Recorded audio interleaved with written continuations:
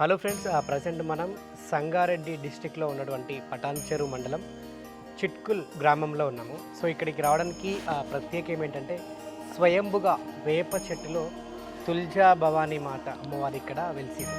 So నిజంగా చాలా అరుదు అనుకుంటా చెట్టులలో అమ్మవారు వెలవడం అనేది. కానీ ఇక్కడ చాలా శక్తివంతమైన అమ్మవారు, నిత్యం భక్తులు వేల సంఖ్యలో ఎప్పుడు వస్తూనే ఉంటారు. సో ఒకసారి లోపలికి వెళ్దాం. సో మీరు చూడొచ్చు. సో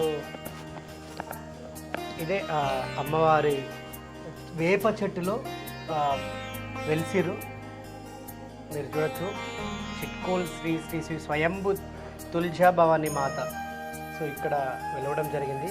సో చాలా పెద్ద చరిత్ర ఉంది. సో గత 5 ఏళ్ల క్రిందట అంటే 2018 సంవత్సరంలో జూన్ నెలలో ఒక సామాన్య వ్యక్తికి, దేవుడు అంటే కూడా నమ్మడు అన్న వ్యక్తికి, కనీసం ఆయనకు అంటే ఎవరైనా ఆయన ఎదురుగా దేవుడు వచ్చినా కూడా పూనకం పోయినా కూడా చిన్న చూపు చూశాను. అటువంటి వ్యక్తికి అమ్మవారు అంటే ఆమెకు కలలో వచ్చి ఫలానా వేప చెట్టు దగ్గర నేను స్వయంభుగా వెలిశాను అని కలలో వచ్చి చెప్పడం, అదేవిధంగా ఆ విధంగా ఆయనకు ఆజ్ఞాపించడం అనేది నిజంగా చాలా ఆశ్చర్యకర విషయము. అండ్ అదేవిధంగా ఆయన తక్షణమే ఆయన నిద్ర నుండి లేచి అదే రోజు కలలో ఎవరైతే అమ్మవారు కనిపించారో నేరుగా అదే స్థలంకు ఆయన ఉదయం 6 గంటల సమయంలో అక్కడికి వచ్చి ఆ చెట్టు దగ్గర ఆయనకు అంటే ఒక పక్షి వచ్చి ఆయనకు సూచిస్తుందన్నమాట, ఈ ప్లేస్కు రాండి అని చెప్పేసి ఆ ప్లేస్ నుంచి ఆయన దగ్గర రావడం, ఆయన దగ్గర నుంచి ఆ చెట్టు వద్దకు పోవడం. సో అప్పుడు ఆయనకు అర్థమైందట, సో ఇది నాకు అంటే అమ్మవారి కళలో వచ్చి చెప్పినటువంటి వేప చెట్టు ఇదేమనేమో బహుశా అని చెప్పేసి ఆయన డైరెక్ట్గా ఆ వేప చెట్టు ఉన్న స్థలానికి వెళ్ళడం. అదేవిధంగా అదే వేప చెట్టుకి అమ్మవారు పాము రూపంలో చెట్టుకు మొత్తం చుట్టుకొని ఉండడం, నిజంగా ఒక్కసారిగా అది చూసి ఆయన షాక్ అయ్యాడు. సో అమ్మవారు ఈ రూపంలో ఇక్కడ ఉన్నారేమో బహుశా అని చెప్పేసి ఆయన తక్షణమే మళ్ళీ అక్కడి నుంచి వెళ్ళిపోయినట. పాము కూడా అక్కడి నుంచి వెళ్ళిపోయింది. అండ్ మరుసటి రోజు కూడా మళ్ళీ అదే స్థలంకి రాగానే అదే వేప చెట్టు కింద మనిషి రూపంలో ఒక అంటే అమ్మవారిలాగా అక్కడ కూర్చొని ఉందట. మీరు ఎందుకు ఇక్కడ కూర్చున్నారు అని చెప్పేసి అడగడంతో ఒక్కసారిగా కళ్ళు తెరడంతో ఆయన నోటి మాట కూడా బందైందని చెప్పేసి చెప్పడం జరిగింది. ఆ తర్వాత తక్షణమే అదే క్షణము ఆమె అక్కడి నుంచి వెంటనే మాయమైపోయింది. సో దాని తర్వాత ఆయన అదే రోజు అంటే జూలై 19, 2018 సో దీపారాధన చేయడం మొదలుపెట్టింది. కొంతమంది వ్యక్తులకు చెప్తే నువ్వు అక్కడ దీపారాధన చేసుకో అని చెప్పేసి చెప్పగానే ప్రతిరోజు ఉదయం సాయంకాలం వచ్చి ఏ సమయమైనా కూడా ప్రతిరోజు ఎంత వాన ఎండ చలి కొట్టని కొద్ది రోజులు ఆయన అక్కడ దీపారాధన నిత్యం చేయడం జరిగింది. ఆ తర్వాత మళ్ళీ ఒక మాసం తర్వాత ఆ స్వామికి అంటే ఆ వ్యక్తికి ఆ అమ్మవారి కళలో దర్శనమిచ్చి లోక కళ్యాణం కొరకు స్వయంభుగా ఇక్కడ నేను వెలిచాను, నన్ను నమ్ముకున్న భక్తులకు నిజంగా కోరికలు తీరుస్తాను, అదేవిధంగా ఆశీర్వాదాలు వాళ్ళకి ఎల్లప్పుడూ నేను కలగజేస్తాను అని చెప్పేసి చెప్పడం జరిగింది. కష్టం వచ్చినా నష్టం వచ్చినా ఎటువంటి ఇబ్బందులు కలిగినా కూడా నా దగ్గరికి వస్తే ఆ కష్టాల నుంచి నేను బయట పడేస్తాను, నా దగ్గరికి వచ్చి మొక్కుకున్న వారికి కొంగు బంగారం అవుతుందని చెప్పేసి ఆమె చెప్పడం జరిగిందట.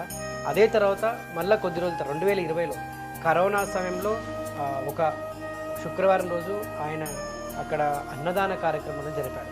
ఒక 5గురికి మొదటిగా అన్నదాన కార్యక్రమం జరిపినటువంటి వ్యక్తి 400 నుంచి 500కు పైగా 1000 మందికి పైగా కూడా ప్రస్తుతం ఇక్కడ నిత్యం అన్నదాన కార్యక్రమం ప్రతి శుక్రవారం జరుగుతుంది. ఇక అదేవిధంగా ఇక్కడ స్వామివారు స్నానం అంటే స్వామివారికి కళలో కూడా వచ్చిందట మరో రోజు, నేను స్నానం చేయడానికి అక్కడ బావిని తవ్వించు అని చెప్పేసి నాకు ఇక్కడ ఇచ్చారు అని అమ్మవారు ఆజ్ఞాపించడం.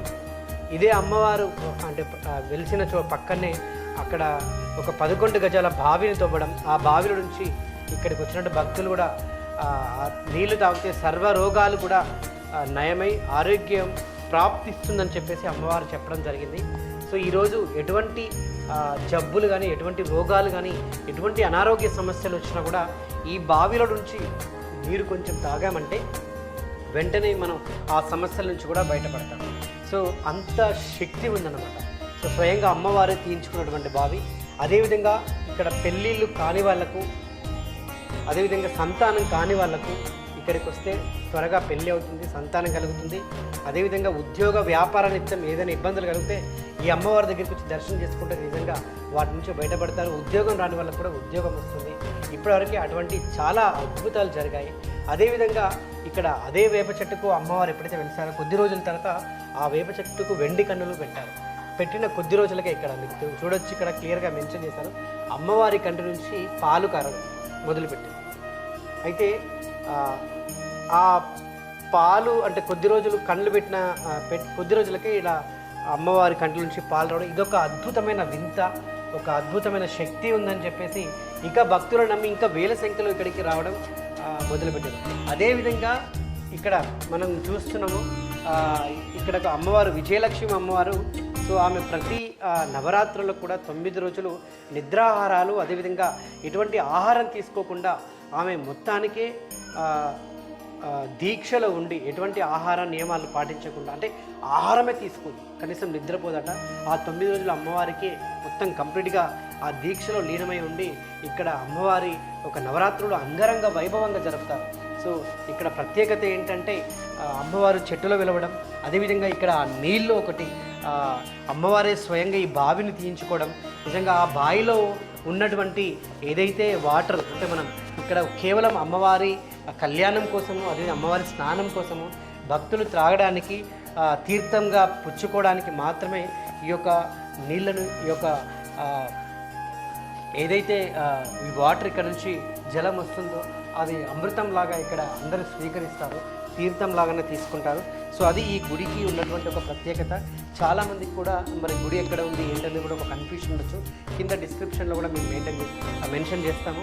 ఆ గుడికి సంబంధించిన అడ్రస్ డీటెయిల్స్, కాంటాక్ట్ డీటెయిల్స్ కూడా ఉంటాయి.